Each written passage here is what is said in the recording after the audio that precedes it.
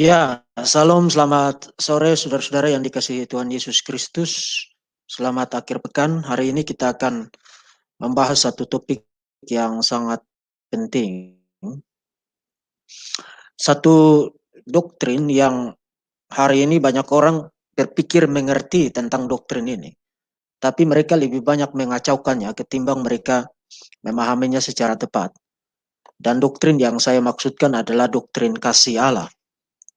Nah, saya sengaja membahas tentang doktrin ini bukan hanya terkait dengan kesalahpahaman-kesalahpahaman terkait dengan apa yang dimaksudkan dengan kasih Allah, atau kalau kita mau bicara secara lebih umum, apa yang dimaksudkan dengan kasih Kristiani yang diajarkan di dalam totalitas Alkitab. Bukan hanya itu, tapi saya juga membahas tentang topik ini sebagai salah satu alasan fundamental mengapa saya percaya bahwa dibandingkan dengan semua wawasan dunia yang ada di dalam dunia ini, semua pandangan filsafat, semua ajaran keagamaan, mengapa saya percaya bahwa kekristenan adalah satu-satunya agama di dalam dunia ini yang memberikan dasar yang paling rasional untuk dipercaya sebagai kebenaran. Dan itu akan saya buktikan di dalam presentasi ini. Tapi sebentar saya perbaiki dulu. Oke. Jadi objektif saya atau tujuan saya di dalam presentasi ini sebenarnya bukan hanya untuk membereskan atau mengajak saudara untuk mempertimbangkan kembali berbagai macam kesalahpahaman terkait dengan kasih Allah, tapi juga sekaligus memberikan alasan mengapa saudara harus, bagi yang belum Kristen, mengapa saudara harus mempertimbangkan kekristenan sebagai alternatif paling utama untuk saudara anut. Dan kalau saudara sudah Kristen, presentasi ini dimaksudkan untuk memperlengkapi saudara, memberikan penguatan secara internal, penguatan iman bagi saudara, bahwa saudara tidak salah menjadi Kristen, tapi juga sekaligus mengenai iman saudara, mengenai kekristenan. Nah, sebelum saya bahas itu, saya ingatkan bahwa pada hari ini jam 7 malam, saya akan live bersama dengan Pak Grazia Pelo, channel Inyo Manis, di channel Verbum Veritatis and Friends, membahas tentang konsili-konsili oikumene yang menurut beberapa orang, menurut mereka konsili-konsili itu diadakan dengan ancaman kekerasan demi kekerasan, dan para heretics itu diancam dengan kekerasan, bahkan mengalami kekerasan di dalam konsili-konsili itu. Nah, hoax itu harus dikubur dalam-dalam. Dan presentasi live saya, talk show saya bersama dengan Pak Grazia Pelo, itu akan menolong saudara untuk bisa melihat konsili-konsili oikumene di dalam sejarah gereja itu secara historikal berdasarkan sumber-sumber dan data yang kredibel, sehingga saudara bukan hanya tidak dipengaruhi oleh berbagai propaganda hitam terkait dengan konsili-konsili oikumene itu, tapi juga saudara diperlengkapi untuk memberikan jawaban jika diperlukan mengenai topik tersebut.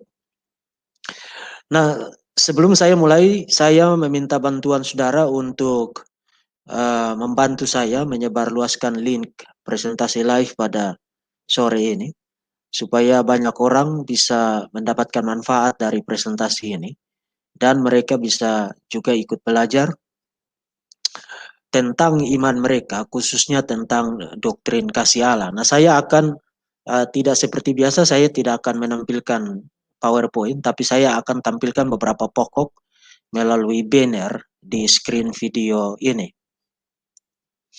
Pertama, kita mulai dengan berbagai macam klise. Klise itu artinya kata-kata yang enak didengar, tapi sebenarnya salah secara konseptual.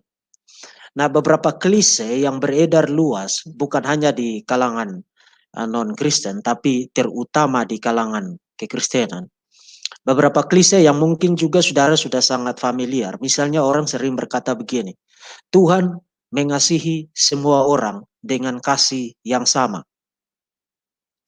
Tuhan mengasihi semua orang dengan kasih yang sama. Benar atau salah? Nah, terlepas dari benar atau salah, itu nanti akan saudara jawab sendiri nanti. Tapi saudara sudah nangkap poinnya, dan saudara sangat mungkin familiar dengan klise semacam itu. Tuhan mengasihi semua orang dengan kasih yang sama.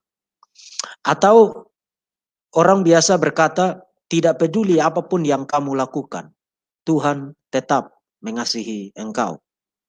Satu kali lagi.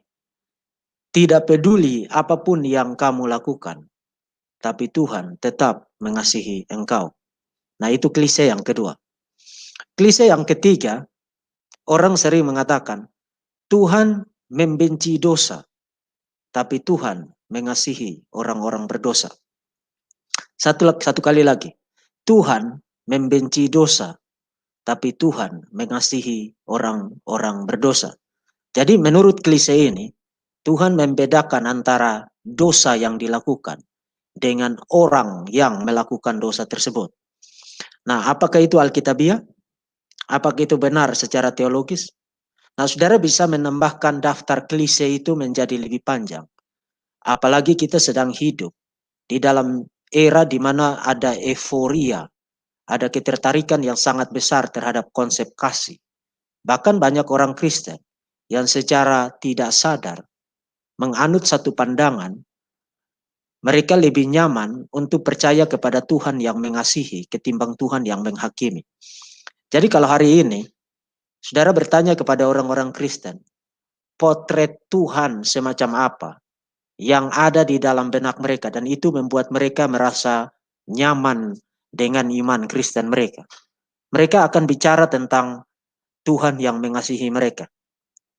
Bahkan di dalam bahasa Inggris orang biasa mengatakan, Jesus is my best friend. Yesus adalah sahabat terbaikku. Jadi orang menciptakan gagasan-gagasan yang romantis mengenai kasih Allah.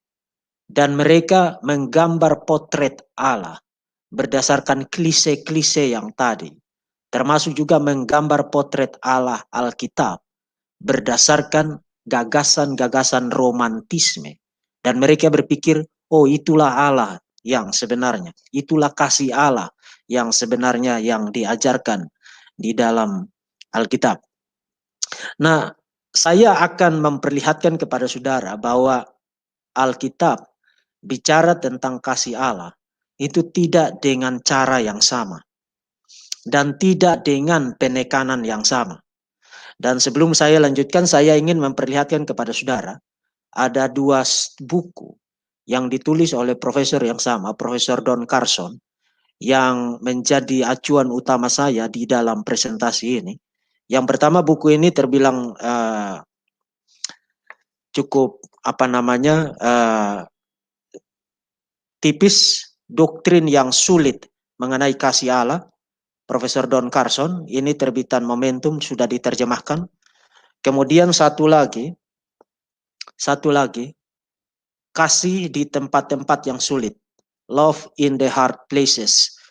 Jadi buku ini juga sudah diterjemahkan oleh Momentum, saudara silakan dapatkan. Ini adalah satu studi yang superb, yang sangat luar biasa, komprehensif mengenai doktrin kasih Allah di dalam Alkitab. Jadi kalau hari ini saudara menjadi Kristen dan saudara berpikir bahwa saudara punya gagasan yang komprehensif mengenai kasih Allah, saya berharap saudara memperhatikan ini baik-baik, sebab mungkin ada aspek-aspek tertentu yang selama ini saudara pahami mengenai kasih Allah yang perlu dikoreksi berdasarkan kitab suci. Nah, saya tidak akan menampilkan terlalu banyak data dari kitab suci seperti biasanya. Tapi presentasi saya mengenai topik ini didasarkan terutama atas dua studi yang tadi, kasih di tempat-tempat yang sulit, dan satunya lagi doktrin yang sulit mengenai kasih Allah. Nah, di dalam studinya yang sangat superb ini, Profesor Carson memperlihatkan bahwa Alkitab berbicara mengenai kasih Allah itu setidaknya dengan 5 penekanan. Jadi bukan 5 macam kasih, tapi 5 aspek dari kasih Allah yang sama. Satu kali lagi, bukan 5 macam kasih, tapi 5 penekanan dari kasih yang sama, kasih dari Allah yang sama. Nah, yang pertama, Alkitab berbicara tentang kasih Allah dalam kategori kasih yang Trinitarian. Satu kali lagi, Alkitab bicara tentang kasih Allah dalam kategori kasih yang Trinitarian. Saudara bisa baca itu misalnya di dalam Yohanes 5 ayat 20 yang dikatakan bahwa Bapa mengasihi anak dan anak mengasihi Bapa. Jadi ada kasih yang intra-trinitarian, kasih antar pribadi-pribadi Allah Tritunggal. Bapa mengasihi anak, sama seperti anak mengasihi Bapa, sama seperti Roh Kudus mengasihi Bapa dan mengasihi anak. Satu kasih yang sempurna, kasih yang tidak ada cacatnya, kasih yang mutualistik, yang setara, dan kasih yang sudah ada sejak kekekalan. Dan itulah sebabnya Allah yang mengasihi secara intra-trinitarian itu yang menyatakan di dalam Alkitab dalam satu deklarasi proposisi yang singkat namun sangat luar biasa spektakuler mendeklarasikan Allah adalah kasih. Allah adalah kasih. Nah, kenapa deklarasi ini adalah deklarasi yang sangat spektakuler dan melampaui proposisi teologis dari semua agama manapun dan dari semua pandangan teologis manapun dan dari semua pandangan filsafat manapun mengenai ketuhanan di dalam dunia ini. Allah adalah kasih, bicara tentang Allah yang pada sifatnya, pada dirinya sendiri, pada naturnya sendiri adalah kasih. Nah, Allah yang Trinitarian secara logis adalah Allah yang kasih. Karena kalau you bicara tentang kasih, kasih itu adalah satu atribut yang menuntut adanya relasi, bukan hanya dengan diri sendiri, itu menjadi tidak masuk akal. Tetapi relasi dengan objek di luar diri sendiri. Dan kalau you percaya akan doktrin Tritunggal, maka seketika deklarasi bahwa Allah adalah kasih menjadi satu deklarasi yang completely make sense. Karena Allah di dalam kekekalan sebelum ada penciptaan, itu bukan Allah yang lonely, bukan Allah yang kesepian, bukan Allah yang tidak ada kerjaan. Jadi daripada kesepian dengan bisnis kealahan itu, maka lebih baik menciptakan sesuatu sehingga ciptaan-ciptaan ini pada hari Minggu bisa bermain gitar, membunyikan organ, membunyikan piano, bermain band, bernyanyi-nyanyi dan menghibur Allah yang kesepian di surga. No, Tuhan tidak membutuhkan apapun di luar dirinya karena pada dirinya sendiri Tuhan itu sempurna dan salah satu kesempurnaannya adalah karena pada naturnya Allah yang diajarkan oleh Alkitab adalah Allah yang kasih pada naturnya. Allah yang kasih pada naturnya make sense, masuk akal di dalam kerangka teologi yang Trinitarian. Di luar dari kerangka teologi yang Trinitarian, you tidak dapat bicara tentang Allah sebagai Allah yang kasih. Anda lihat poinnya sekarang? Kenapa you harus percaya doktrin Tritunggal? Karena hanya di dalam kerangka doktrin Tritunggal, natur Allah sebagai kasih mendapatkan penjelasan yang masuk akal, yang rasional. Karena kalau Allah itu satu pribadi tunggal, dia tidak bisa bilang aku adalah kasih. Kasih kepada siapa? Kasih itu adalah atribut yang relasional. You tidak bisa tinggal seorang diri di dalam kekekalan, tidak ada pribadi lain, lalu you bilang aku adalah kasih. Kasih kepada siapa? Kasih kepada siapa? Dan by implication, berangkat dari proposisi ini, Allah yang Unitarian, dengar baik-baik saudara-saudara.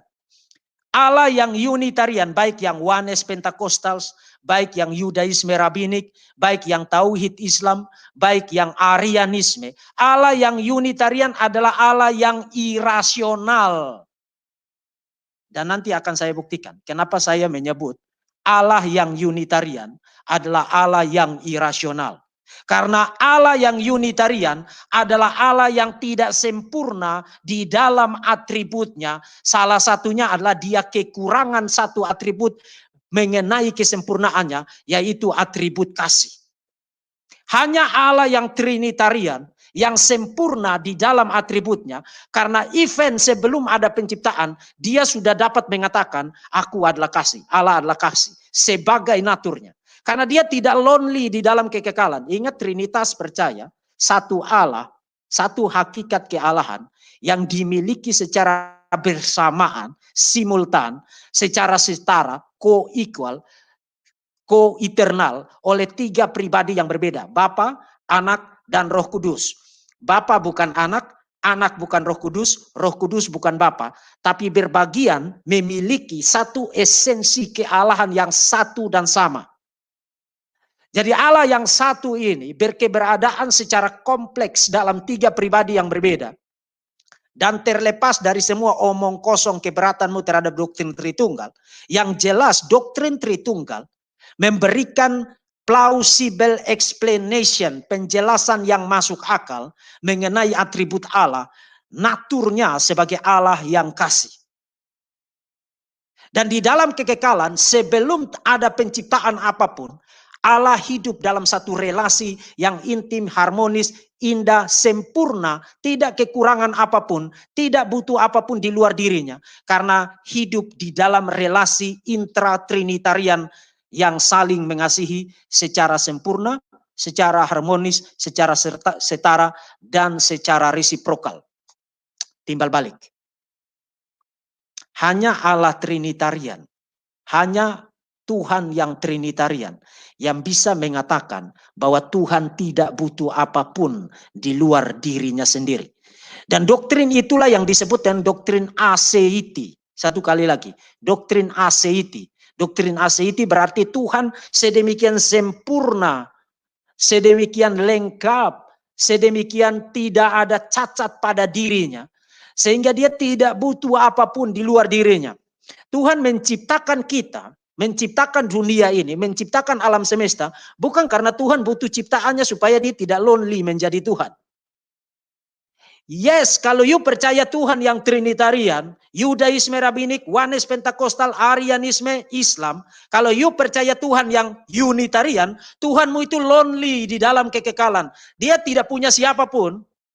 Dan ini kita baru bicara satu atribut, ini baru bicara satu atribut kasih loh. Kita belum bicara atribut seperti atribut komunikasi. Sebab atribut komunikasi juga atribut yang relasional. You tidak bisa berkomunikasi dengan dirimu sendiri.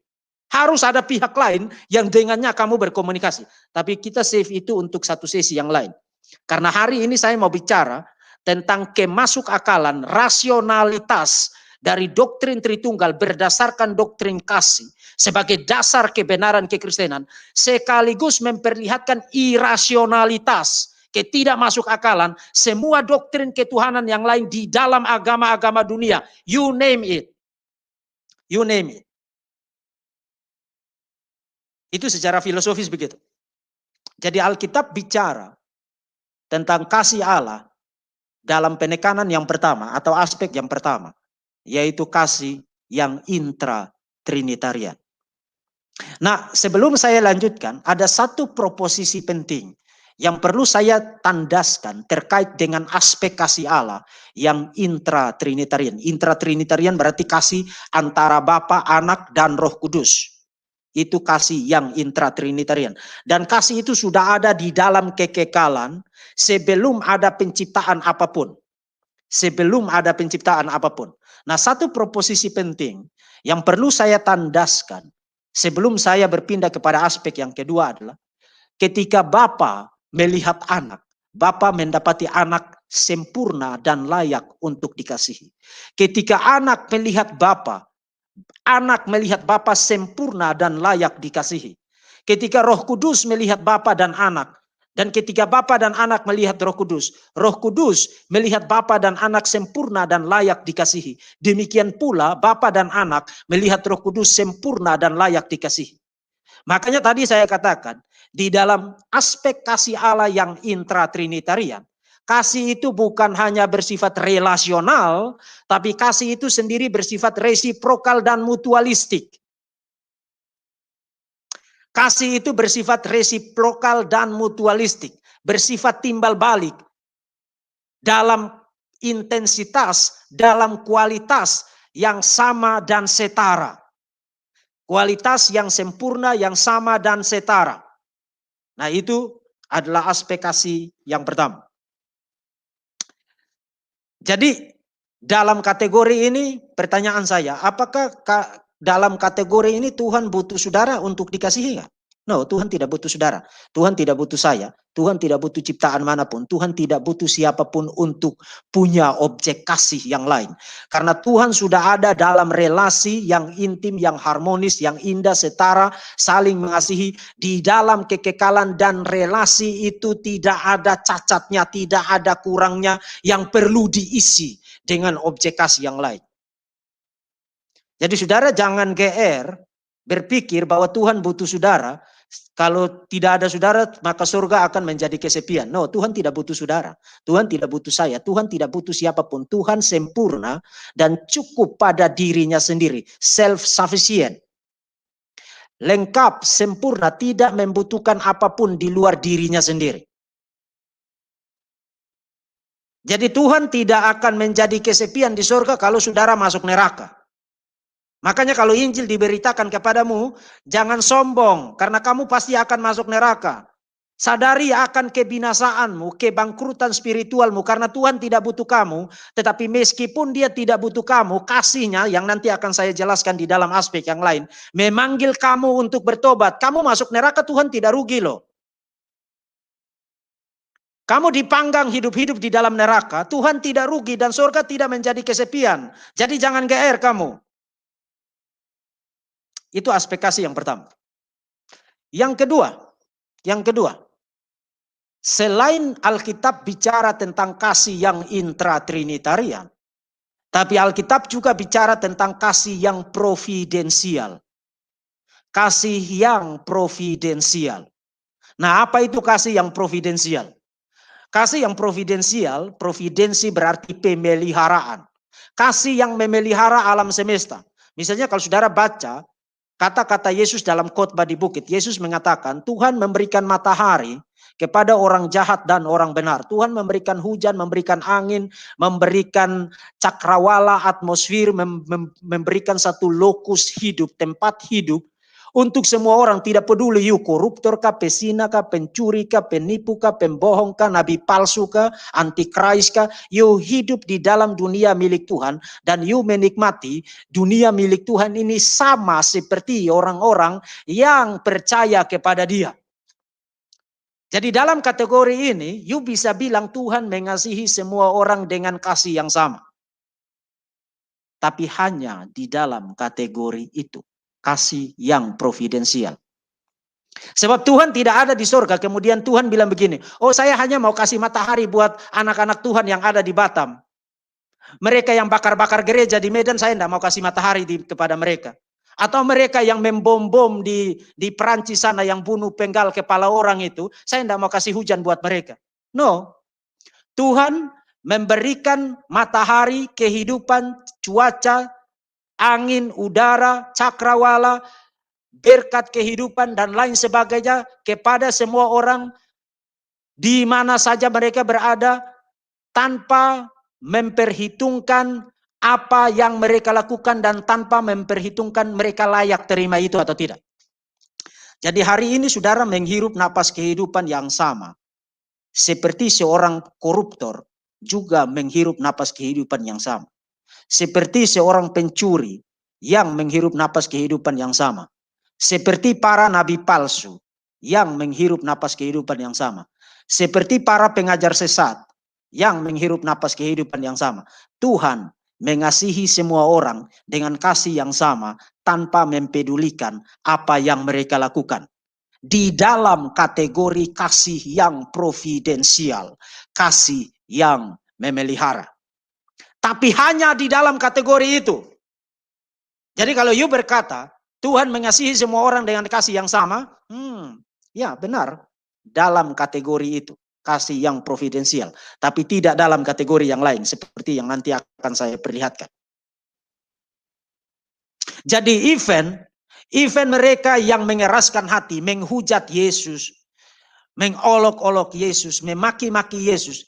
Event mereka yang demikian, yang menolak tawaran Injil kasih karunia, panggilan pertobatan. Mereka yang mengeraskan hati seperti yang ada di kolom-kolom chat sekarang. Mereka itu juga sekarang, di sini sekarang, dan sudah dan akan sampai Tuhan cabut nyawa mereka. Mereka berhutang kepada Allah Tritunggal. Karena mereka hidup di dalam alam semesta yang diciptakan oleh Allah Tritunggal. Mereka menikmati kehidupan yang ada di dalam alam semesta yang diciptakan oleh Allah Tritunggal. Dan mulut yang diciptakan oleh Allah Tritunggal. Dan otak yang diciptakan oleh Allah Tritunggal. Dan hati yang diciptakan oleh Allah Tritunggal. Dipakai untuk memberontak dan melawan Tuhan. Pun Tuhan tetap mengasihi mereka. Memberikan mereka napas kehidupan. Memberikan mereka makanan. Memberikan mereka atmosfer untuk hidup. Memberikan mereka lingkungan untuk tetap bisa hidup dan berjalan. Dalam kategori ini, kasih Tuhan adalah kasih yang universal dan tidak memperhitungkan apa yang dilakukan oleh ciptaannya.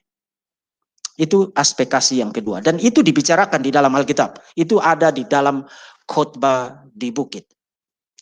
Kemudian aspek kasih yang ketiga. Aspek kasih yang ketiga. Nah, dalam aspek kasih yang kedua, itu bukan kasih yang menyelamatkan.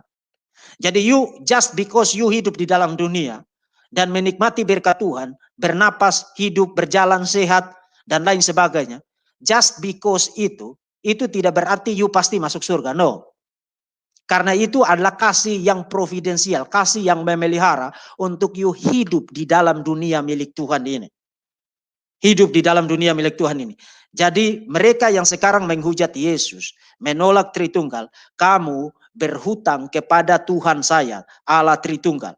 Tuhan saya menciptakan segala sesuatu ini dan kamu hidup di dalamnya. Dan kamu pakai mulutmu, pakai otakmu, pakai hatimu untuk menentang, menghina, menghujat dan menolak Tuhan saya.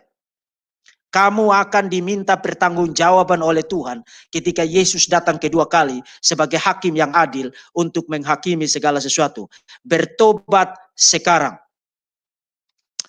Aspek kasih yang ketiga adalah aspek kasih yang elektif. Apa itu elektif? Kasih yang memilih. Aku memilih Israel. Atau misalnya kalau saudara baca di dalam Maliaki pasal 1. Aku membenci Yakub. Atau saudara baca di dalam Roma, di dalam surat Roma, di dalam surat Roma pasal yang ke-9 ayat yang ke-13, sebab ada tertulis aku mengasihi Yakub tetapi membenci Esau. Nah, waktu Alkitab bicara tentang kasih yang elektif, kasih yang memilih, dasar dari pilihan itu adalah kedaulatan Allah. Dan kalau you sudah bicara tentang kedaulatan Allah, prerogatif Allah, kemutlakan haknya Tuhan, maka tidak ada alasan di luar dirinya untuk melakukan pilihan itu. Allah membenci Esau karena memang dia membenci Esau. Allah mengasihi Yakub karena memang dia mengasihi Yakub. Dan tidak ada alasan lain. That's it. Allah memilih Israel sebagai umat pilihannya. Kalau you baca Keluaran pasal 17. Israel bukan bangsa yang besar. Bukan bangsa yang cute. Bukan bangsa yang manis. Bukan bangsa yang hebat. Bukan bangsa yang luar biasa. Tapi Tuhan memilih untuk mengasihi Israel. Dan memilih dia sebagai umat pilihan. Kalau hari ini you diselamatkan itu karena Tuhan telah memilih engkau sebelum dunia diletakkan dasarnya. Dan pilihan itu bukan karena you cute, bukan karena you manis, bukan karena hidungmu mancung, bukan karena kamu pesek, bukan karena rambutmu bagus atau matamu bagus atau bibirmu bagus atau karena kamu ganteng dan cantik. No. Tuhan memilih kamu karena dia memilih kamu. Tuhan mengasihi kamu karena dia mengasihi kamu. Itu kasih yang memilih. Kasih yang elektif. Kasih yang memilih tidak dilakukan berdasarkan pertimbangan eksternal, pertimbangan dari luar diri Tuhan. No. Kasih yang memilih adalah kasih yang dasar satu-satunya adalah kedaulatan dan prerogatif mutlak Tuhan. You tidak bisa bilang, you tidak bisa protes. Kenapa Tuhan engkau membenci Esau dan mengasihi Yakub? Ketika Yakub di dalam sejarah kehidupannya, Yakub itu penipu. Dia tidak kurang jahat dari Esau. Dia tidak kurang tidak baik dari Esau. Dan Esau tidak lebih jahat dari Yakub dalam hal perilaku. Tapi di dalam kedaulatannya Tuhan bilang, aku mengasihi Yakub dan aku membenci Esau. Titik. Dan kalau Tuhan sudah bilang begitu, kamu mau bilang apa? Kamu mau bilang apa? Kamu mau protes? Memangnya kamu siapa? Dan itulah sebabnya di dalam Roma pasal 9 sampai dengan pasal 11 Paulus bilang, bejana itu tidak bisa protes kepada si penjunannya, orang yang membuat bejana itu. Kenapa kamu bentuk saya begini? You tidak bisa protes. Jadi Alkitab bicara tentang aspek kasih yang ketiga, yaitu kasih yang elektif dan selektif. Kasih yang memilih. Dan kasih yang memilih ini dasarnya adalah kedaulatan mutlak Tuhan. Prerogatif, hak mutlak Tuhan untuk memilih. Jadi kalau you tanya, kenapa Tuhan memilih Esau? Jawabannya hanya satu. Karena Tuhan memilih untuk mengasihi Esau. Kenapa Tuhan mengasihi Yakub? Jawabannya hanya satu. Karena Tuhan memilih untuk mengasihi Yakub. Kenapa Tuhan membenci Esau? Jawabannya hanya satu.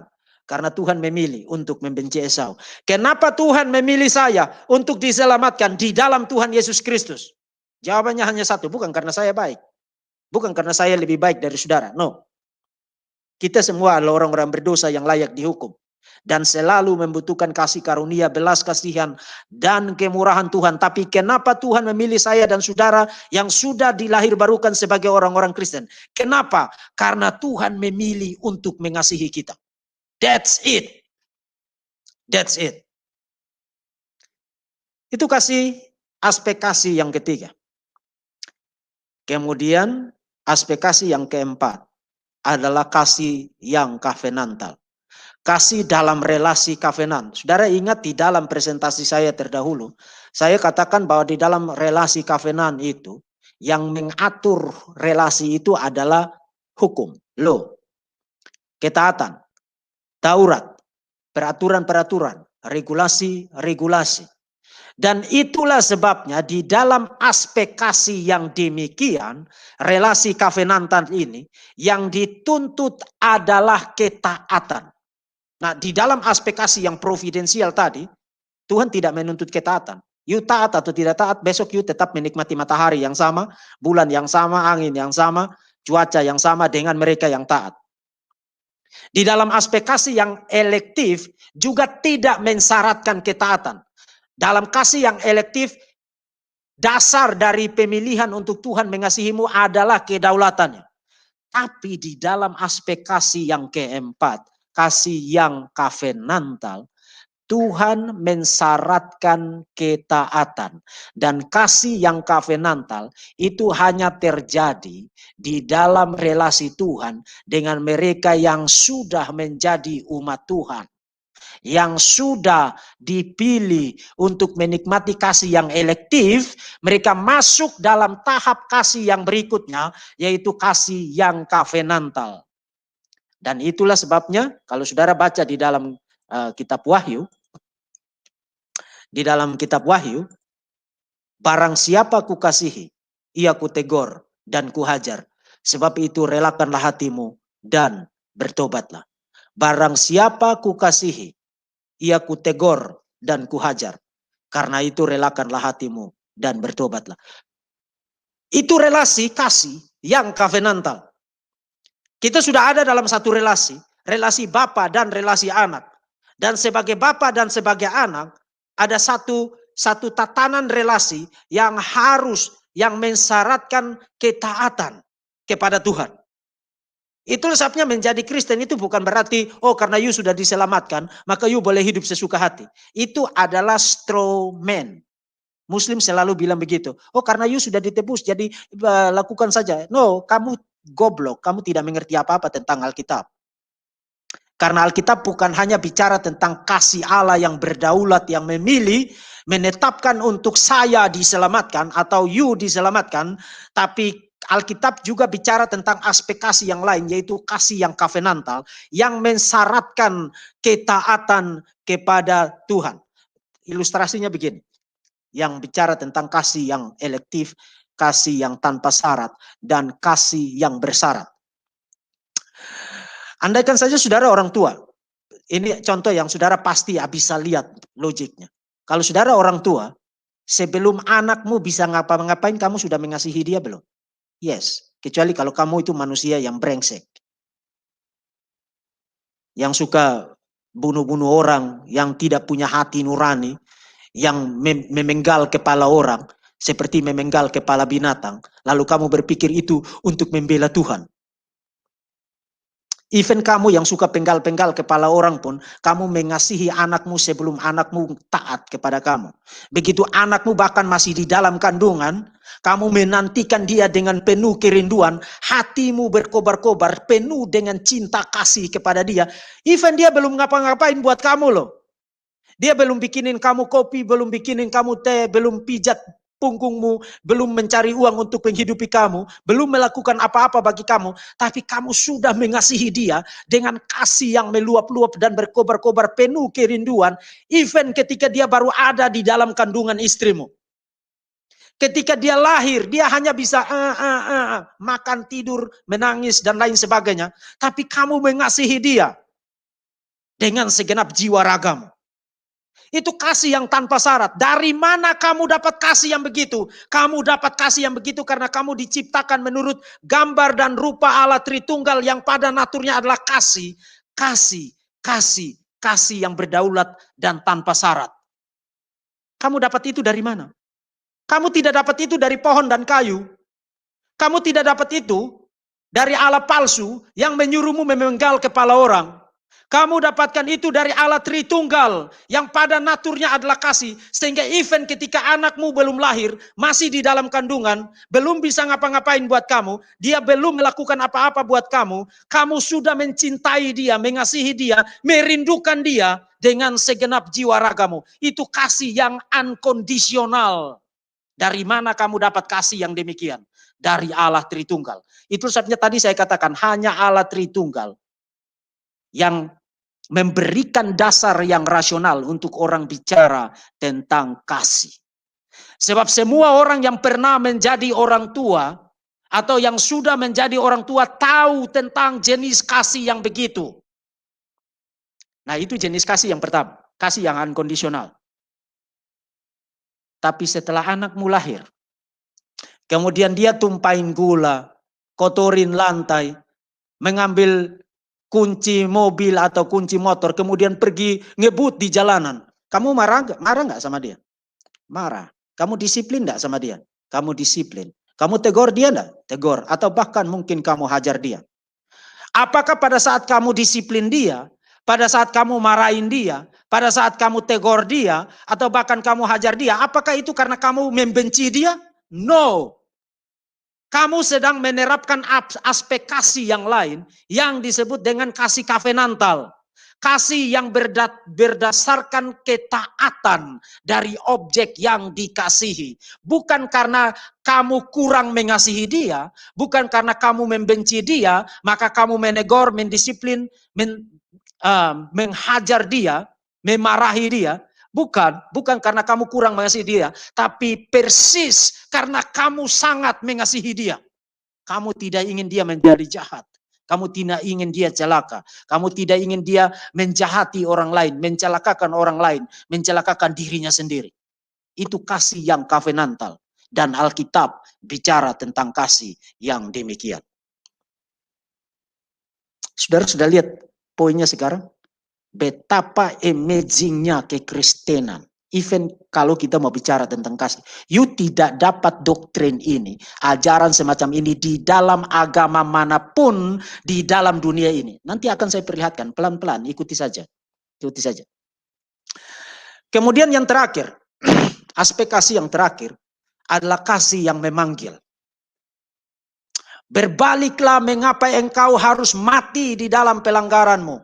Misalnya kalau saudara baca di dalam Yehezkiel pasal 18 ayat 31. Buanglah daripadamu segala durhaka yang kamu buat terhadap aku, dan perbaharuilah hatimu dan rohmu. Mengapakah kamu akan mati, hai kaum Israel? Mengapakah kamu harus mati, wahai kaum Israel? Sebab aku tidak berkenan kepada kematian seorang yang harus ditanggungnya. Demikianlah firman Tuhan Allah. Sebab itu bertobatlah supaya kamu hidup. Kasih yang memanggil. Memanggil supaya orang-orang berdosa itu bertobat, dan panggilan itu diberikan secara universal. Dan itu sebabnya kekristenan bicara tentang panggilan Injil, panggilan yang ditujukan kepada semua orang, dari semua suku bangsa, dari semua gender, pria maupun wanita, dari semua status sosial, dari semua kalangan ekonomi, dari semua latar belakang budaya, dari semua karakter. Semua orang di seluruh dunia, di muka bumi ini dipanggil untuk bertobat. Itu kasih yang universal. Dan kasih yang memanggil. Kasih yang merindu. Kasih yang lahir dari ketidakinginan melihat kebinasaan dari orang-orang fasik. Dan itulah yang dikatakan Yahweh di dalam Yehezkiel pasal yang ke-18 ayat 31 ayat 32. Mengapakah kamu akan mati, wahai kaum Israel? Sebab aku tidak berkenan kepada kematian seseorang yang harus ditanggungnya. Demikianlah firman Tuhan Allah. Sebab itu bertobatlah supaya kamu hidup. Bertobatlah supaya kamu hidup. Itu kasih yang memanggil. Jadi Alkitab bicara tentang kasih itu bukan dengan satu penekanan, bukan dengan satu aspek, sehingga kamu pegang satu klise lalu, oh iya hanya itu yang benar. Hanya itu yang benar. Jadi begitu kamu ditegur, kamu bilang, oh kamu tidak mengasihi saya. No, itu kamu yang stupid. Bukan karena saya tidak mengasihi kamu. Itu karena kamu yang bodoh. Kamu tidak mengerti apa-apa tentang Alkitab. Tapi kamu pegang satu klise, lalu kamu pikir itu mewakili keseluruhan Alkitab. Sebab menegur, menyatakan salah, mengkritik, dan lain sebagainya itu bukan antitesis dari kasih. Karena Alkitab bicara tentang kasih Allah yang universal, yang unconditional. Tapi pada saat yang sama Alkitab juga bicara tentang kasih yang menegur, kasih yang menghajar, kasih yang mengkritik.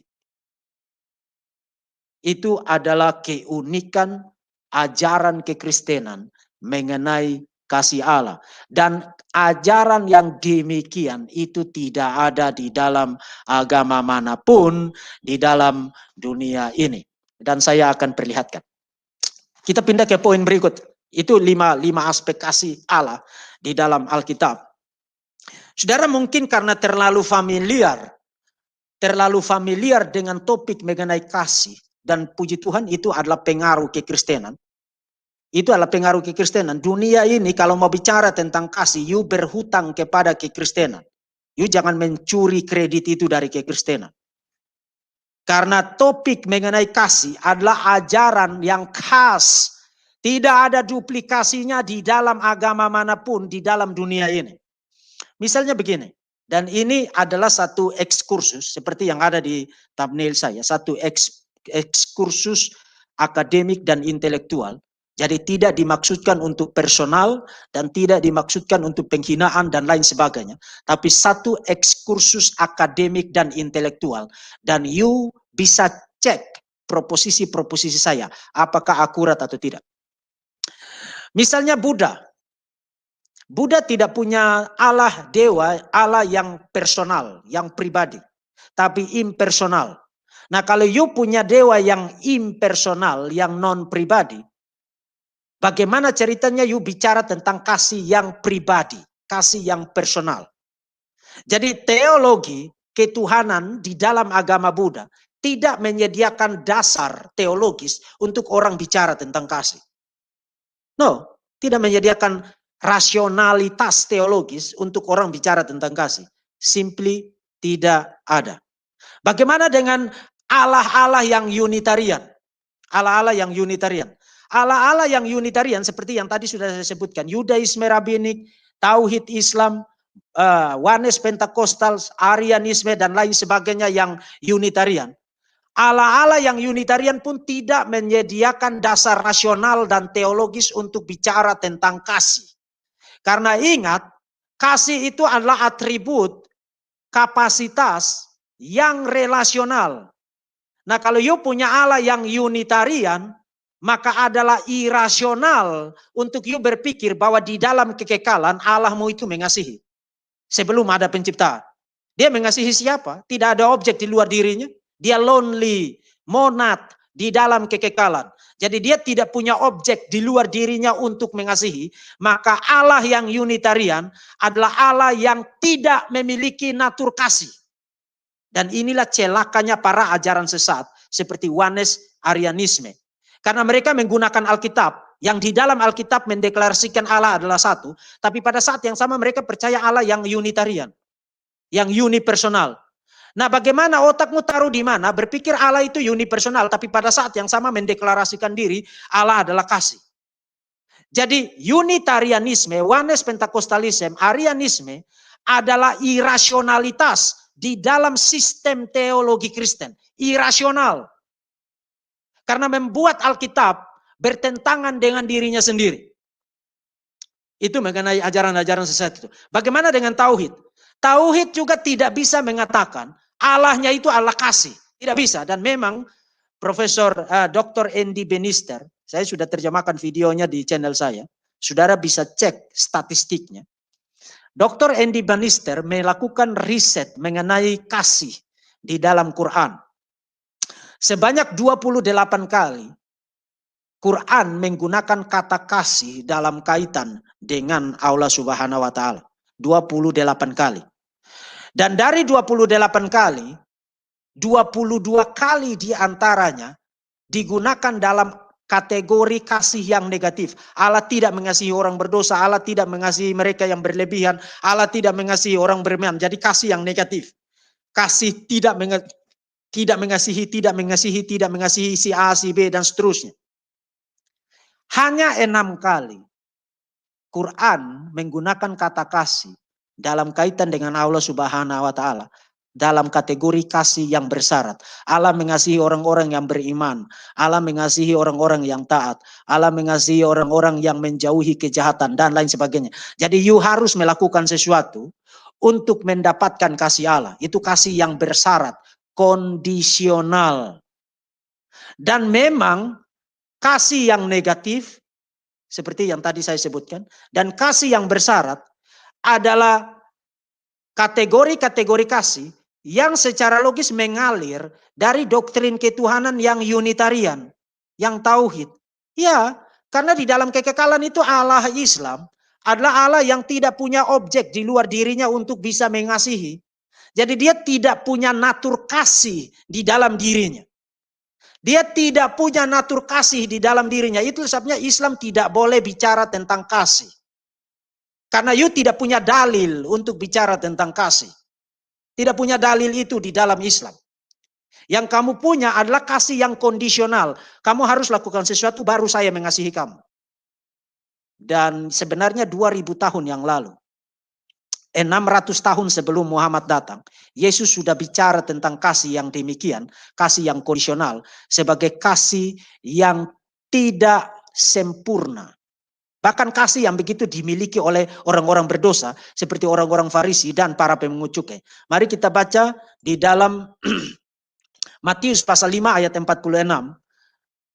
Apabila kamu mengasihi orang yang mengasihi kamu, apakah upamu? Bukankah pemungut cukai juga berbuat demikian? Dan apabila kamu hanya memberi salam kepada saudara-saudaramu saja, apakah lebihnya daripada perbuatan orang lain? Bukankah orang yang tidak mengenal Allah pun berbuat demikian? Karena itu haruslah kamu sempurna seperti Bapamu di surga adalah sempurna. Matius pasal 5 ayat 46 sampai dengan ayat yang ke-48. Dengan kata lain, Yesus 2000 tahun yang lalu mendeklarasikan bahwa kasih yang kondisional adalah kasih yang tidak sempurna. Dan Allah Subhanahu wa taala hanya punya kasih sebatas itu. Kalau you mau dikasihi Allah Subhanahu wa taala, you harus lakukan sesuatu untuk mendapatkan kasih Allah Subhanahu wa taala. Dan itu tidak ada bedanya menurut Yesus. Tidak ada bedanya dengan level kasih para pemungut cukai, orang-orang Farisi dan orang-orang berdosa. Itu yang dikatakan Yesus di dalam Matius pasal 5 ayat 46, 47 dan 48. Maka Yesus katakan haruslah kamu sempurna seperti Bapamu di sorga adalah sempurna. Bukan berarti kamu bisa jadi Tuhan. Tapi kamu harus memiliki level kasih yang unconditional. Dan itu bahkan kamu bisa punya itu loh. Siapa bilang kamu tidak bisa punya kasih yang unconditional? Kamu bisa punya itu. Seperti contoh yang tadi saya kasih tahu kamu. Anakmu masih di dalam kandungan istrimu. Belum lahir. Kamu sudah mengasihi dia, mencintai dia, merindukan dia. Even dia belum ngapa-ngapain buat kamu. Haruslah kamu sempurna. Seperti Bapamu di surga adalah sempurna. Memiliki kasih yang unconditional. Dan kasih yang unconditional itu hanya bisa dimiliki dalam rasionalitas yang logis, yang bertanggung jawab, yang masuk akal di dalam kerangka teologi Kristen yang Trinitarian. Hanya kekristenan yang Trinitarian yang dapat bicara tentang unconditional love. Hanya kekristenan yang Trinitarian. Nah, ada satu studi akademik dari Profesor Larry Hurtado. Profesor Larry Hurtado menulis sebuah buku pada tahun 2016, Why on Earth Did Anyone Become a Christian in the First 3 Centuries? Mengapa orang-orang pada 3 abad pertama kekristenan mempertimbangkan untuk menjadi Kristen. Ini satu studi akademik. Profesor Larry Hurtado baru saja meninggal pada bulan Juni yang lalu kalau saya tidak salah. Karena kanker kalau saya tidak salah. Dan beliau adalah profesor Perjanjian Baru, ahli sejarah kekristenan mula-mula di University of Edinburgh. Dan dia menulis buku ini pada tahun 2016. Dan dia memberikan 3 alasan setidaknya. Kenapa orang-orang menjadi Kristen pada abad pertama, abad kedua, abad ketiga, 300 tahun pertama kekristenan. Nah, sebelum saya bahas tentang salah satu dari 3 alasan itu, saya ingin kasih tahu dulu konteks pada abad pertama. Pada abad pertama, ingat saya sudah sampaikan ini di dalam kuliah saya kepada tim saya melalui Zoom. Konteks abad pertama adalah konteks penyembahan yang politeistik. Dengan kata lain, kalau you sudah punya Tuhan, kemudian ada orang lain bilang, oh saya punya Tuhan ini, maka dia tidak bilang Tuhanmu salah. Tapi yang dia bilang adalah bawa ke sini, kita gabungin, sebab makin banyak makin bagus. Tambah satu lagi makin kuat kita. Itu prinsipnya pada abad pertama. Jadi makin banyak Tuhan, makin jago kita. Itu pada abad pertama. Tapi bukan hanya itu. Pada abad pertama, dilarang, betul-betul hukum melarang itu. Melarang untuk you mengatakan Tuhan dari dewa dari orang lain itu salah. Dengan kata lain, melarang untuk kamu menolak Tuhan yang lain, dewa yang lain, sesembahan yang lain. Dan itulah sebabnya ketika kekristenan muncul dengan penyembahan yang eksklusif, artinya kalau dia percaya Yesus, maka percaya Yesus sama dengan berarti menolak eksistensi dari dewa-dewa yang lain. Hanya penyembahan kepada Allah yang benar. Jadi menyembah Yesus sebagai Tuhan dan Juru Selamat berarti menolak berpartisipasi dalam penyembahan yang politeistik. Dan itu ada konsekuensi hukumnya pada abad 300 tahun pertama. Misalnya kalau kita baca Tacitus, kemudian baca Suetonius, saya sudah paparkan ini di dalam kuliah saya kepada tim saya. Baca Tacitus, Suetonius termasuk baca The Martyrdom of Polycarp. Orang-orang Kristen disebut dengan istilah pembenci ras manusia. Nah, bukan berarti bahwa mereka membenci orang-orang yang ada di sekitar mereka. Tapi istilah pembenci ras manusia digunakan karena mereka menolak terlibat di dalam penyembahan terhadap dewa-dewa yang banyak-banyak itu. Nah, logik dari orang-orang politeis pada abad pertama dalam dunia Yunani Romawi adalah penyembahan terhadap banyak dewa itu adalah identitas manusia itu sendiri. Itu sebenarnya kalau orang menolak menyembah banyak dewa, dia dianggap membenci kemanusiaan. Itu sebabnya orang-orang Kristen, ketika kekristenan muncul dan mereka menegaskan hanya satu Tuhan, yaitu Yesus Kristus, maka penegasan yang eksklusif itu dianggap sebagai ekspresi membenci ras manusia. Istilah itu persis digunakan oleh Tacitus pada awal abad kedua ketika bicara tentang orang-orang Kristen. Kemudian orang-orang Soterius juga bicara demikian. Tapi yang menarik adalah dalam naskah De Martyrdom of Polycarp, orang-orang Kristen disebut sebagai ateis. Jadi you dan saya yang Kristen, kalau you hidup pada 300 tahun pertama, you bilang hanya Yesus Tuhan yang benar, dan semua dewa-dewa itu adalah berhala-berhala palsu, maka you akan disebut sebagai ateis. Sebab pada masa itu ateis itu bukan berarti tidak percaya Tuhan sama sekali. Tidak percaya Tuhan itu ada. Tapi ateis itu berarti you menolak eksistensi dari dewa-dewa yang politeis itu. Yang banyak-banyak itu. Jadi orang-orang Kristen disebut sebagai orang-orang ateis. Nah, kalau ateis dalam pengertian itu saya tidak keberatan disebut sebagai ateis. Karena saya menolak untuk menyembah Allah Subhanahu wa Ta'ala, menolak untuk menyembah Trimurti, menolak untuk menyembah Buddha, menolak untuk menyembah sesembahan manapun, saya hanya menyembah Allah Tritunggal. Jadi kalau dalam pengertian itu saya disebut ateis, maka saya ateis yang sejati. Jadi orang-orang Kristen pada 300 tahun pertama disebut sebagai para pembenci ras manusia, disebut sebagai para ateis, karena mereka menolak untuk berpartisipasi di dalam penyembahan yang politis. Nah, di dalam kategori itu, pertanyaan Profesor Larry Hurtado adalah, apa yang unik, yang menarik dari kekristenan, sehingga orang-orang yang mindsetnya adalah mindset politeis, terbiasa hidup dalam politeisme, dan politeisme dianggap sebagai identitas kemanusiaan. Apa yang menarik dari kekristenan sehingga orang-orang ini menjadi Kristen? Bahkan kalau saudara baca buku dari profesor di Oxford, Rodney Stark, maupun Profesor Bart Ehrman menulis buku yang dengan judul yang sama, The Triumph of Christianity, kemenangan, kegemilangan kekristenan dalam 300 tahun pertamanya, abad pertama, abad kedua, abad ketiga.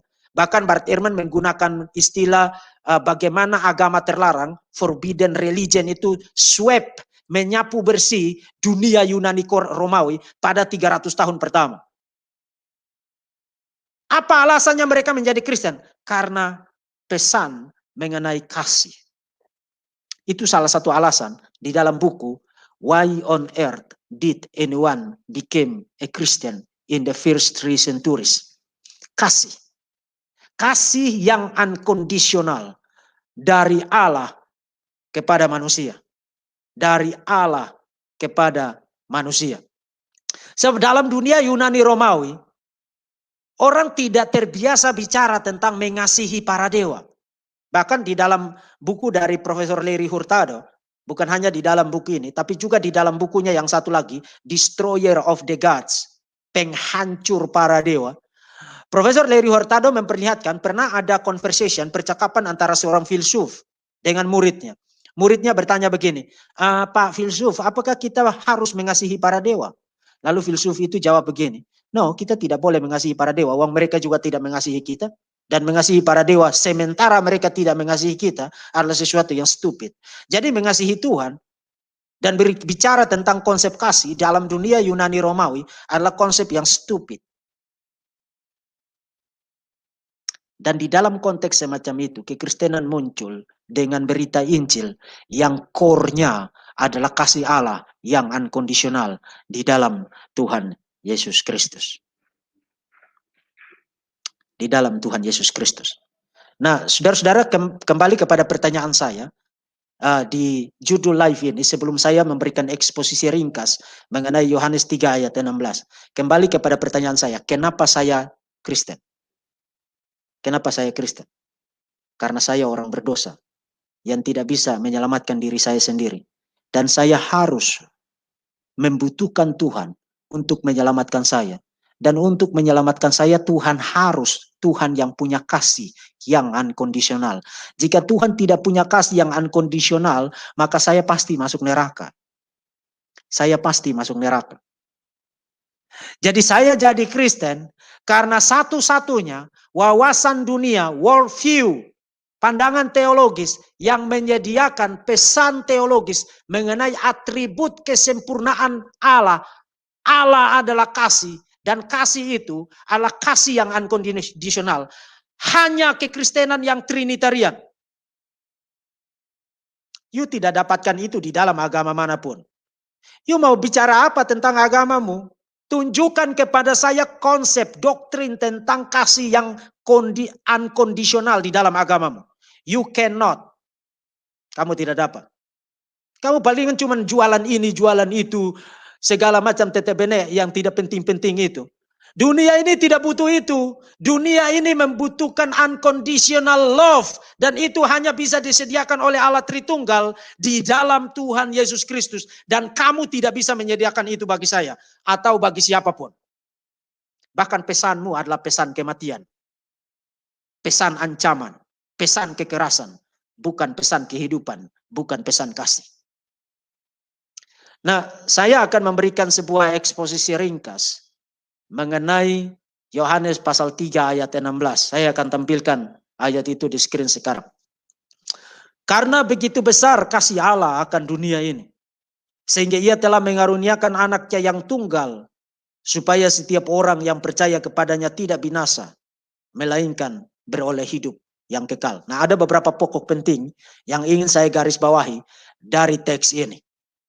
Pertama, teks ini bicara tentang kasih Allah sebagai kasih yang besar. Kasih Allah adalah kasih yang besar. Kasih yang besar itu adalah kasih yang seperti yang tadi sudah saya gambarkan. Kasih yang unconditional, kasih yang sempurna, yang terjadi bahkan sudah ada di dalam kekekalan sebelum ada penciptaan, dan karena itu Tuhan tidak butuh penciptaan. Kasih yang sempurna, yang harmonis, yang tidak terbatas antara Allah Tritunggal, Bapa, Anak, dan Roh Kudus. Kasih yang intra-trinitarian, yang kemudian diekspresikan, dimanifestasikan, diperlihatkan dalam penciptaan alam semesta. Dan Tuhan memelihara semua alam semesta ini dengan kasih providensial yang juga unconditional. Dan bukan hanya itu, ketika dunia ini sudah berdosa, Tuhan tidak meninggalkan dunia ini seperti konsep deisme, Allah yang meninggalkan dunia ini. Tapi Tuhan tetap memelihara alam semesta ini, bahkan merancangkan rencana keselamatan yang akan direalisasikan di dalam Yesus Kristus untuk mewujudkan, mengekspresikan kasihnya yang besar itu bagi dunia ini sebagai jalan satu-satunya supaya manusia yang berdosa dan layak dihukum yang masuk neraka ini bisa diselamatkan. Dan itu sebabnya kasih Allah Trinitarian adalah kasih yang layak disebut sebagai kasih yang besar. Dan tidak ada sumber kasih manapun yang lebih mulia dan lebih agung selain daripada Allah yang diajarkan di dalam Alkitab, Allah Tritunggal. Tidak ada. Tidak ada. Itu yang pertama. Yang kedua, saudara perhatikan. Kasih yang besar itu, objeknya itu apa? Kalau saudara baca klausa pertama, karena begitu besar kasih Allah akan dunia ini, jadi objek, sasaran, penerima, receiver dari kasih Allah yang besar itu apa? Dunia ini. Nah, dunia ini itu maksudnya apa? Dunia ini maksudnya apa? Dunia ini bicara di dalam Injil Yohanes, bukan bicara tentang satu tempat yang besar, karena kasih Allah itu besar, maka cukup besar untuk dunia yang besar. Bukan itu poinnya. Tapi di dalam Injil Yohanes, dunia adalah tempat di mana ada pemberontakan, kejahatan, penolakan, dan lain sebagainya. Even di dalam Yohanes pasal 1, Yohanes sudah menyatakan, dia datang kepada milik kepunyaannya, tapi milik kepunyaannya tidak mengenal dia, bahkan menolak dia. Dan dunia semacam inilah yang dikasihi oleh Allah Tritunggal. Nah, saya ingin kasih tahu saudara sebuah cerita menarik. Dan kemudian saya akan ajukan pertanyaan kepada saudara. Kita bayangkan saja ada dua sejoli, sepasang kekasih. Sebut saja Tinus dan Wilhelmina. Tinus dan Wilhelmina. Tinus dan Wilhelmina ini sedang berjalan-jalan di pantai. Mereka sedua sedang berbunga kangkung dan bermadu asmara, berasmara madu atau bermadu asmara. Lalu Tinus memegang tangan Wilhelmina, kemudian menatap mata Wilhelmina dan mengatakan kepada Wilhelmina, "Wilhelmina, I love you. Aku mencintaimu, aku mengasihimu." Nah, pertanyaan saya, waktu Tinus mengatakan kepada Wilhelmina, "I love you," sebenarnya apa maksud Tinus? Apa maksud Tinus? Ketika Tinus mengatakan, "Wilhelmina, aku tidak dapat hidup tanpa engkau. Tidak ada apapun di dalam dunia ini yang lebih menarik selain daripada engkau. Karena aku mencintai engkau." Apa maksudnya? Nah, mungkinkah yang dimaksudkan ada dua kemungkinan. Ada dua kemungkinan. Dan saya ingin saudara dengar baik-baik kemungkinan ini. Kemudian nanti saya akan tanya, menurutmu kemungkinan yang mana yang dimaksudkan oleh Tinus? Apakah ketika Tinus menatap mata Wilhelmina, lalu berkata, "Wilhelmina, aku mencintaimu." Apakah yang dimaksudkan oleh Tinus adalah, "Wilhelmina, sejujurnya aku berkata bahwa nafasmu itu berbau tidak sedap. Sehingga bahkan mengalahkan sekawanan gajah yang makan bawang putih selama 30 juta tahun. Hidungmu besar dan jelek seperti yang ada di kartun-kartun.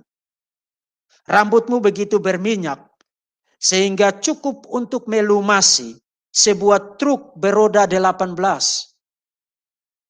Kedua lututmu begitu bengkok sehingga kau membuat seekor onta terlihat sangat anggun. Kepribadianmu membuat Genghis Khan dan Hitler terlihat sangat lembut. Tapi meskipun begitu, aku mencintaimu. Nah, apakah Tinus waktu ngomong dengan Wilhelmina yang dimaksudkan adalah itu? Saudara mungkin akan segera protes. "Oh ya, pasti bukan itulah. Masa ngomong cinta sama Wilhelmina maksudnya itu?" Atau sebenarnya maksudnya begini. Maksudnya begini.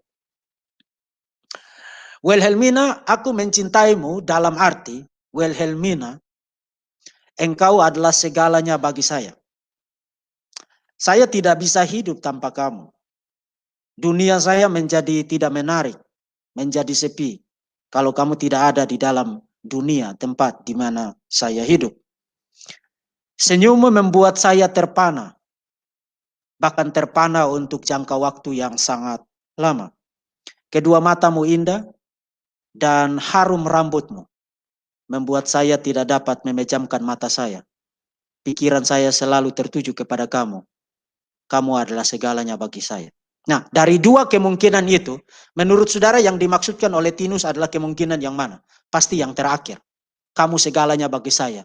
Kamu sangat menarik. Kamu sangat mempesona.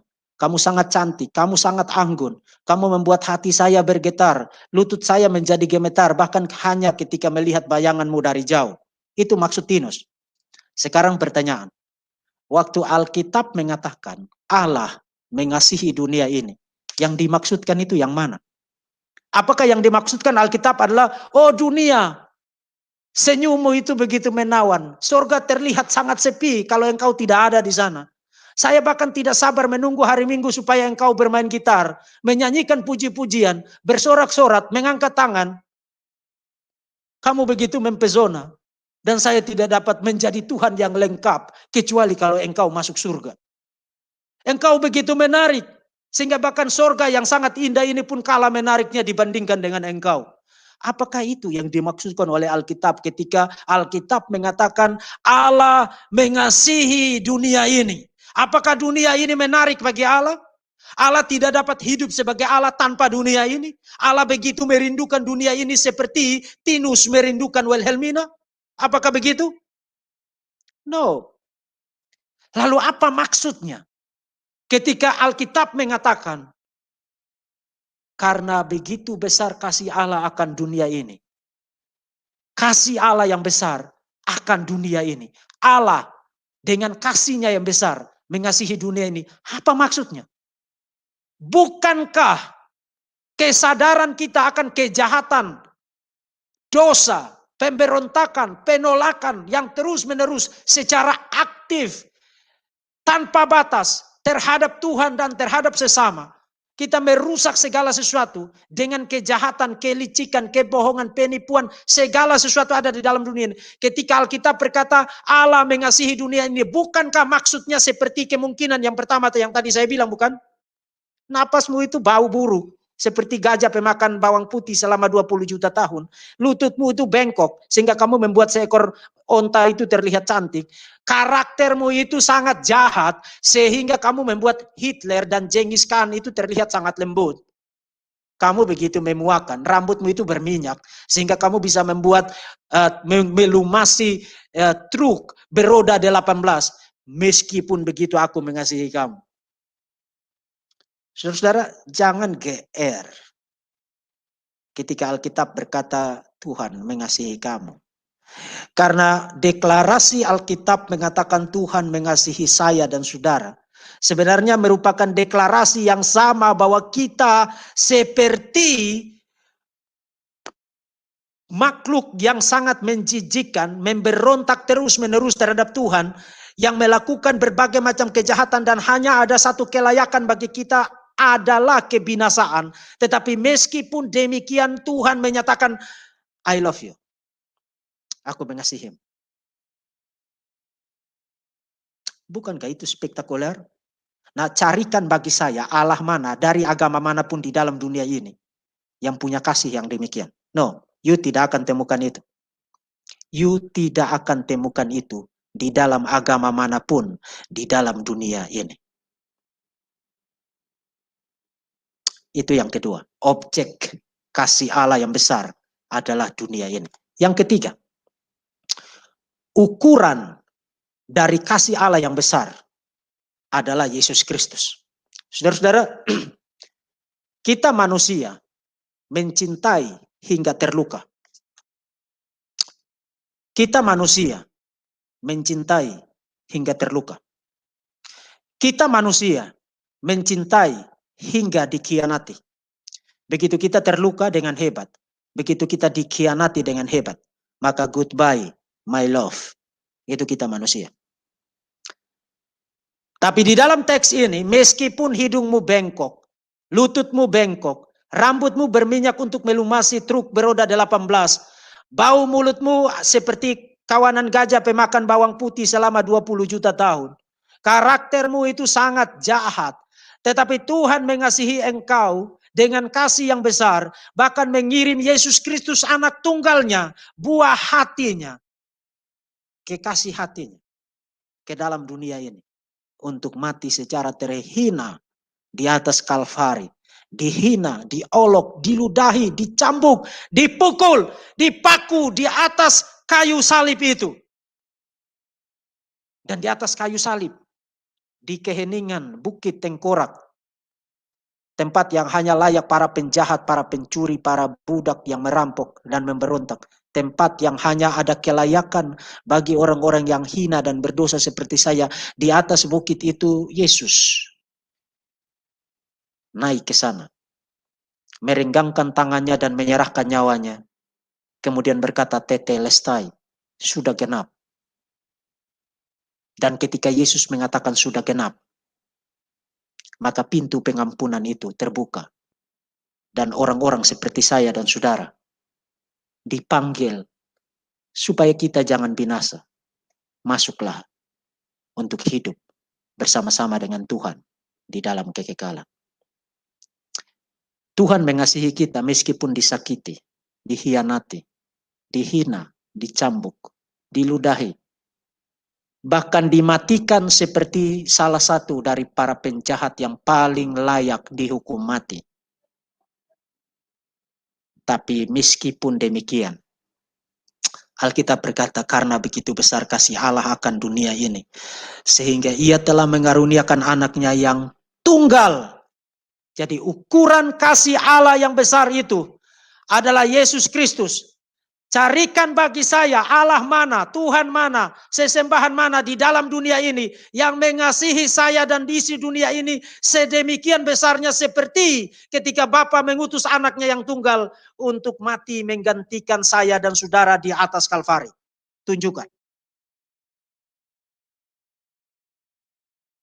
Dan yang terakhir, Alkitab bukan hanya bicara tentang kasih Allah yang besar, yang objeknya adalah dunia ini, dan ukurannya adalah Yesus Kristus. Tapi Yesus tidak diutus for nothing, tapi diutus supaya melalui dia dan hanya melalui dia kita bisa diselamatkan. Supaya setiap orang yang percaya kepadanya tidak binasa, melainkan beroleh hidup yang kekal. Haleluya! Pintu keselamatan itu telah terbuka dan hanya terbuka di dalam dan melalui Yesus Kristus. Saudara jangan berteori yang aneh-aneh tentang apapun juga. Saudara tidak punya keselamatan. Saudara tidak punya akses kepada keselamatan. Pengampunan dosa, keselamatan itu hanya ada di dalam Yesus Kristus. Dan itulah sebabnya Petrus dan Silas meskipun ditangkap dan di hadapan para penguasa tetap berkata, sebab di bawah kolong langit ini tidak ada nama lain yang olehnya siapapun dapat diselamatkan kecuali di dalam dan hanya di dalam Yesus Kristus.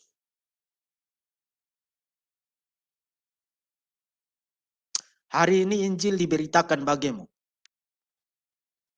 Dan panggilan pertobatan itu diperdengarkan kepada saudara. Sebab ketika maut datang, maka hanya ada dua kemungkinan. Saudara dihukum di dalam neraka. Atau saudara masuk ke dalam kehidupan kekal bersama dengan Allah Tritunggal. Dan jalan keselamatan itu telah disediakan oleh Allah Tritunggal. Melalui di dalam dan hanya melalui dan hanya di dalam Yesus Kristus. Bagi saudara yang belum diselamatkan, yang selama ini memberontak, melawan, menghujat, menolak Tuhan, melakukan berbagai macam kejahatan, mencari aktualisasi diri dengan berbagai kesenangan duniawi, hari ini panggilan pertobatan diperdengarkan kepadamu untuk diselamatkan. Jangan sia-siakan sebab engkau tidak tahu kapan engkau akan dipanggil. Bisa 5 menit lagi, bisa 10 menit lagi, mungkin bisa 10 tahun lagi, kita tidak tahu. Tapi ketika kematian datang, tidak ada pengumuman sebelumnya. Tidak ada begitu dia datang, maka dia datang. Dan karena itu jangan sia-siakan kesempatan untuk bertobat hari ini. Saya kira saya sampai di sini. Tuhan Yesus memberkati saudara-saudara sekalian. Mohon bagikan presentasi ini kepada sebanyak mungkin orang, supaya Injil kasih karunia yang telah diberitakan ini boleh mencapai dan menjangkau sebanyak mungkin orang. Hai orang-orang Kristen, jangan malas. Sebarkan berita Injil yang diberitakan hari ini. Tuhan menjaga saudara-saudara sekalian, menjaga keluar masukmu, dan memberkati engkau dengan kasih yang melimpah.